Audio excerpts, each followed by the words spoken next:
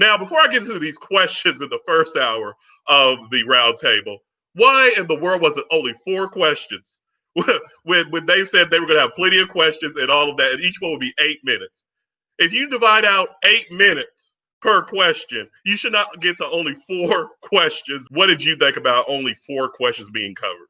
I thought it wasn't enough time. This should have been, you got multiple games with hundreds to thousands of different questions from their various communities, and you can't just, 30 minutes answer, real important questions. Like you said, there's not enough time.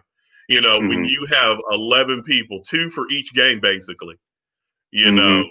going out here, having a round table, and you can only get to four questions. But the four questions that they got into, the first question that they did have was the selection of the roster characters and how they Hmm. create the characters. And that I thought that was a good question to start off with. The Hmm. process and how they do come up with characters. What did you think about that question? No, that's always a good thing. I mean, that's pretty much one of the main things that people look at when it comes to fighting games is character selection.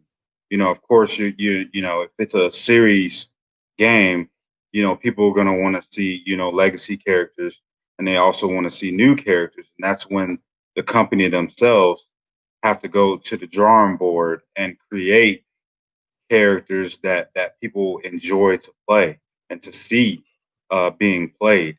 And so you got to have that good balance of bringing, returning characters and putting new characters into your game. Yeah, I definitely agree with that. But I want to get into this second question. When they said the future of crossplay, and they Mm, basically, in my opinion, just said, "Oh, it's Microsoft and Sony's fault."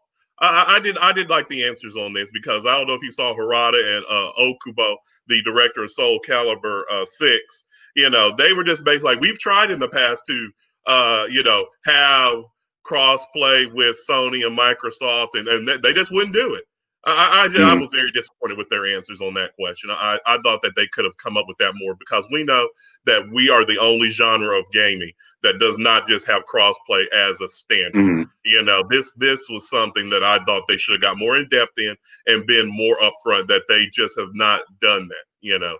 That you have to choose a console in order to play a certain fighting game.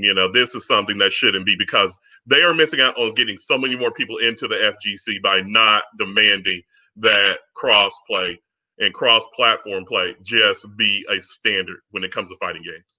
mm. And to be fair, Sony has been on the fence with this. They've gone, back and Mhm. forth. Recently, they're on board with crossplay, and I'm sure in the past Microsoft wasn't really looking into it, but they started off, kind of with this generation of being for crossplay. And of course, Nintendo, we don't want to get into that, No, but not at all. crossplay has been a big issue for this generation. And I hope moving forward, it sounds like, all the fighting game companies are for it. And I hope that, Microsoft and Sony are listening and paying attention and, just flip the switch, let them, whatever game it is, let them do crossplay because it's going to be better. As people want to say, it's going to be pro consumer. So just let them do crossplay because it's a fighting game. It's fighting. Let them do crossplay, and that might help. Microsoft get some more fighting games on their platform because right now PlayStation has it. So it might be a good thing to just everybody. Sony, Microsoft, maybe even Nintendo, and all the different fighting game companies. Go ahead, work on crossplay, get it figured out, and put it in your games moving forward.